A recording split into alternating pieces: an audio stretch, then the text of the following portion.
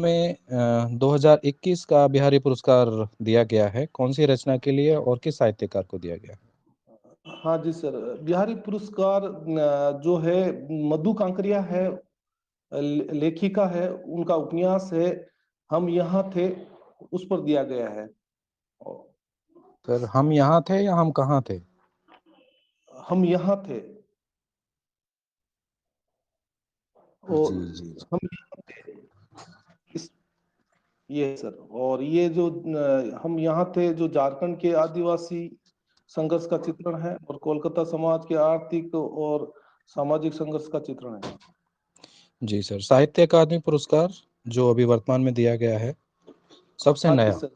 वो किसे हाँ, दिया गया है और साहित्य किस रचना के लिए? अकादमी, बिल्कुल बिल्कुल सर। 2021 का साहित्य अकादमी पुरस्कार दया प्रकाश सिन्हा को दिया गया है। उनका नाटक है सम्राट अशोक।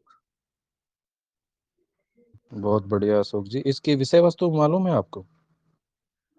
सम्राट अशोक से संबंधित ही है सर। जो एक ऐतिहासिक जो राजा सम्राट है, और किस तरीके से उनका हृदय परिवर्तन होता है, उस पर यह घटनाक्रम चलता है सर। और जी मैंने जी। ये नाटक को साहित्य अकादमी पुरस्कार की शुरुआत सर 1955 से की गई थी। तो पहली बार जो साहित्य अकादमी पुरस्कार दिया गया, वो किस साहित्यकार को या किस रचनाकार को दिया गया था? पहली बार जो दिया गया साहित्य अकादमी पुरस्कार, सर याद नहीं कर पा रहा हूं मैं।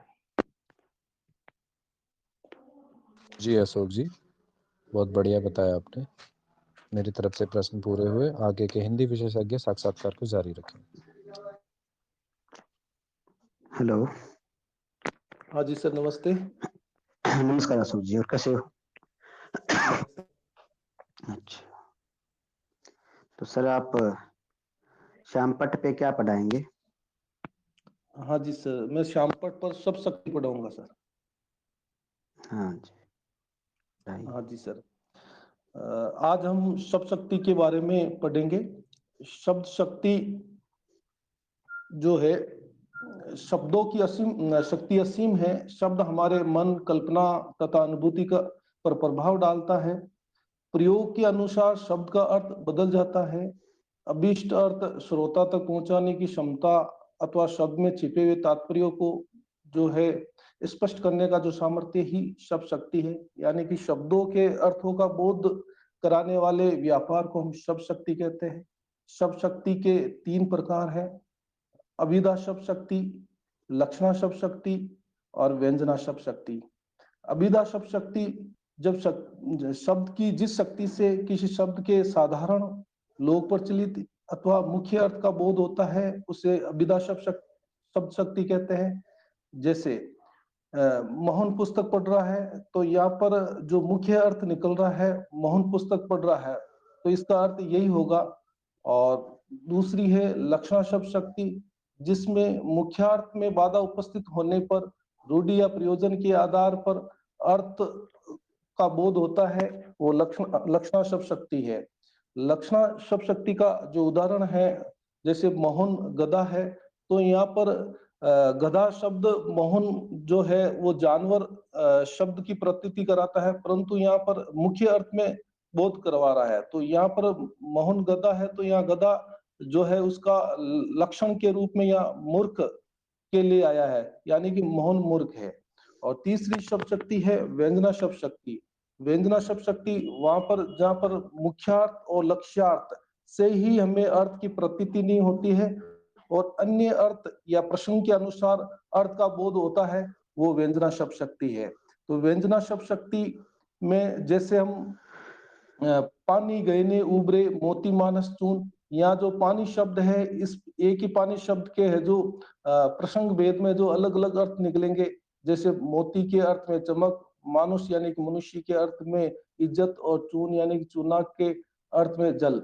और अन्य उदाहरण जैसे प्रधानाचार्य ने चपरासी को कहा कि 4 बज गए, यानी कि ठीक है अशोक जी, हाँ जी सर, बैठिए आप। Thank you sir. हाँ, तो अशोक जी आप राजस्थान के निवासी है, यहाँ की मुख्य भाषा कौन सी है? यहाँ की जो मुख्य भाषा राजस्थानी और मुख्य जो मानक भाषा है मारवाड़ी। मारवाड़ी बोली सर। हाँ हाँ। तो सर राजस्थान के लोग हैं वो राजस्थानी को संवैधानिक मान्यता दिलाने के लिए कोशिश कर रहे हैं, क्या पता है आपको? हाँ जी सर, इसके लिए कोशिश जारी है। क्यों दी जानी स्वागत। चाहिए इसे मान्यता? जो राजस्थानी भाषा है, जो बहुसंख्यक लोगों की है ये भाषा है, और इस पर भी जो है बहुत सारे साहित्यकार अपने साहित्य रचना लिख रहे हैं। इस कारण से इसको जो है मान्यता दी जानी चाहिए, और ताकि ये जो राजस्थान के प्रदेश में जो विद्यालय स्तर पर भी इस भाषा का शिक्षण हो सके प्राथमिक स्तर पर, और इस भाषा को जो संरक्षण मिल सके। जी जी। सर कुछ लोग कहते हैं, राजस्थान के साहित्यकार विशेषतया जो राजस्थान से जुड़े हुए हैं, वो कहते हैं कि खड़ी बोली को ज्यादा तवज्जो दी जा रही है हिंदी की आड़ में, यानी खड़ी बोली को तवज्जो दी जाने के कुत्सित प्रयास चल रहे हैं, और हमारी जो क्षेत्रीय भाषाएं और है उनको धकेला जा रहा है या फिर एक हाशिए पर छोड़ा जा रहा है। क्या ये सच है, या इसके पक्ष में या विपक्ष में कहीं भी बोलना चाहो तो बता दीजिए सर, कुछ बताइए। ऐसा है सर, खड़ी बोली जो है जो ये भाषा हिंदी भाषा की एक मानक भाषा है, तो जो मानक भाषा होने के कारण एक तरह से सभी जो हिंदी भाषी क्षेत्र की एक संपर्क भाषा के रूप में भी हमें ये नजर आती है। तो इसी का ही व्यवहार है जो लोगों के बीच में किया जाता है, ताकि आसानी से एक दूसरे की बात को हम उनके भाव और विचारों को समझ सकते हैं। इसलिए ये जरूरी भी है सर, कि इसका है जो खड़ी बोली का जो है प्रचार प्रसार जो हो रहा है या इसको बढ़ावा मिल रहा है, तो अच्छा, जो आप कहना सभी लोगों चाहते हो के कि जो जो है। राजस्थान वाले या कोई और दूसरी जो बोलियां हैं, क्षेत्रीय बोलियां, वो जो लोग कहते हैं कि ये कुत्सित प्रयास हो रहा है, तो वो आपकी दृष्टि में सही नहीं है? हाँ, इसको कुत्सित प्रयास तो नहीं कह सकते हैं, पर जिस तरीके से एक पूरे राष्ट्र की जैसे एक भाषा होनी चाहिए, पर कम से कम ये 10 राज्यों की तो भाषा है। तो इस कारण से हाँ जो है इसको बढ़ावा मिले तो ठीक है, पूरे ठीक है। जो भारत देश में भी। हाँ जी सर। आप बोली और भाषा में अंतर बता दीजिए। हाँ जी सर, भाषा जो है बहुसंख्यक लोगों द्वारा व्यवहार में लाई जाती है, जबकि बोली है जो सीमित लोगों द्वारा व्यवहार में लाई जाती है। और भाषा का जो है साहित्य है या उसका व्याकरण है जो विपुल होता है, और जो है बोली का जो है साहित्य जो है वो बिल्कुल कम मात्रा में होता है। और भाषा उसकी जो है एक मानक रूप होता है, जबकि बोली का है जो कोई एक मानक रूप नहीं होता है सर।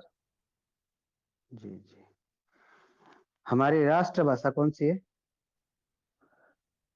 अभी राजभाषा के रूप में हिंदी को मान्यता दी गई है, और अगर इस राष्ट्रभाषा के रूप में भी देखा राजभाषा जाए क्या तो होती है सर?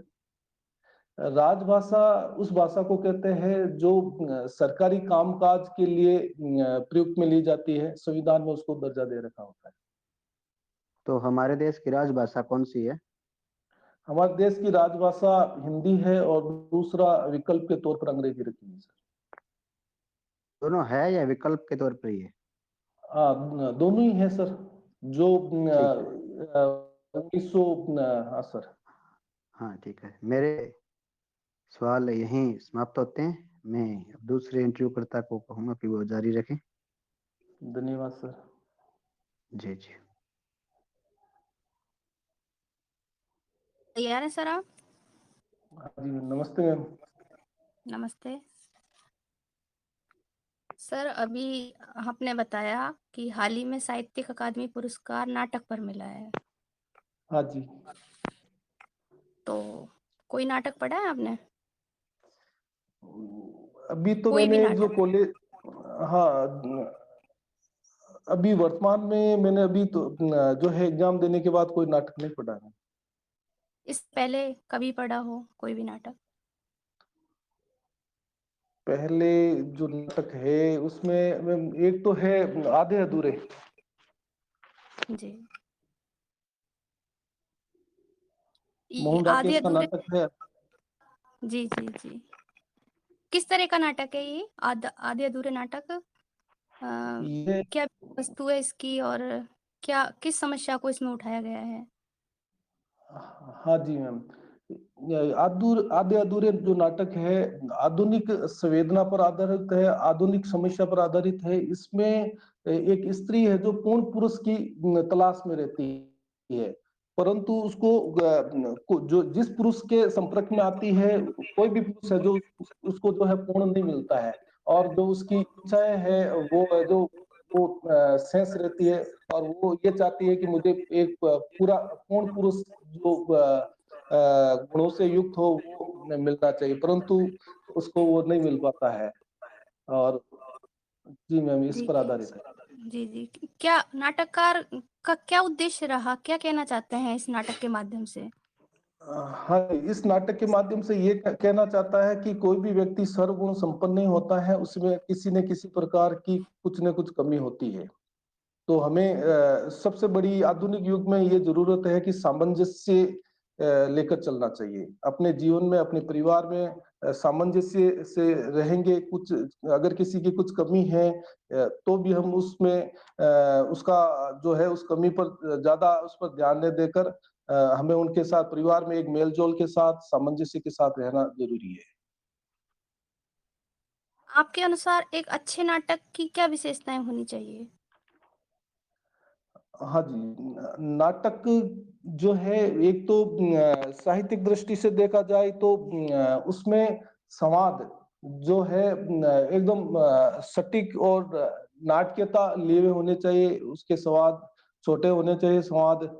और जो उनके संवादों में है जो इस तरीके से हो कि लोगों को आसानी से समझ में आ जाए, यानी कि भाषा जो है सहज होनी चाहिए, सरल होनी चाहिए। और नाटकों की जो संवेदना या उनका जो उद्देश्य होना चाहिए वो आधुनिक युग से संबंधित मेल खाता हुआ होना चाहिए। कितने होते हैं नाटक के तत्व और उनके हाँ बारे जी में मैम। बताइए, नाटक के तत्वों के हाँ, विषय में। हाँ, नाटक के जो तत्व है वो 6 होते हैं, जो कथा वस्तु और कथन और पात्र चरित्र चित्रण, देश काल और उद्देश्य। जी मैम, और एक जो है कौन सा संकलन। तत्व नाटक का प्राण तत्व माना जाता है इनमें से? उसमें अभिनेता मैम। नाटक और एकांकी में क्या अंतर पाते हैं आप? हाँ जी मैम, नाटक जो होता है उसमें कम से कम जो है 5 अंक होते हैं, और इसमें है जो एक अंक होता है, इस एक ही अंक में है जो बहुत सारे दृश्य हो सकते हैं, और पात्रों की संख्या अधिक होती है नाटकों में, जबकि एकांकी में पात्रों की संख्या कम होती है। और नाटक में घटनाओं या पूर्वापर प्रसंगों की भी विविधता होती है, जबकि एकांकी में जो घटनाओं या पूर्वापर प्रसंगों की विविधता इतनी अधिक नहीं होती है। नाटक में जीवन का विस्तार होता है, और एकांकी में किसी एक घटना या प्रसंग की मार्मिक प्रस्तुति के समग्र प्रभाव को उत्पन्न कर दिया जाता है। और नाटक के जो संवाद होते हैं विस्तृत होते हैं, दीर्घ या लंबे हो सकते हैं, जी जबकि एकांकी जी के संवाद संक्षिप्त सर, मैं होते हैं। रोकना चाहूंगी आपको। हाँ जी। मेरा अगला प्रश्न है, नाटक मंच के लिए होता है या मंच नाटक के लिए होता है? नाटक जो है मुख्य उद्देश्य मंच के लिए, अभिनय के लिए लिखा जाता है। तो अभिनय के लिए जो है मंच की जो है आवश्यकता होती है। आप क्या कहना चाहते हैं कि मंच की आवश्यकता के लिए नाटक लिखे जाते हैं, या हम जो नाटक लिखे जाते हैं उनके लिए मंच तैयार किया जाता है? तो नहीं, नाटक के अनुसार मंच तैयार होना चाहिए। मेरा आखिरी प्रश्न है, 5 ऐतिहासिक नाटककारों के आप नाम बताइए। हाँ जी मैम, एक तो जयशंकर प्रसाद है, वृंदावन लाल वर्मा है, और हजारी प्रसाद द्विवेदी है, और जी मैम इतने ही याद आ रहे हैं। प्रसाद द्विवेदी का नाटक? चरी प्रसाद मोहन राकेश, मैं याद नहीं कर पा रहा हूँ मैं। चलिए कोई बात नहीं सर, मेरी तरफ से आपका साक्षात्कार संपन्न हुआ। धन्यवाद।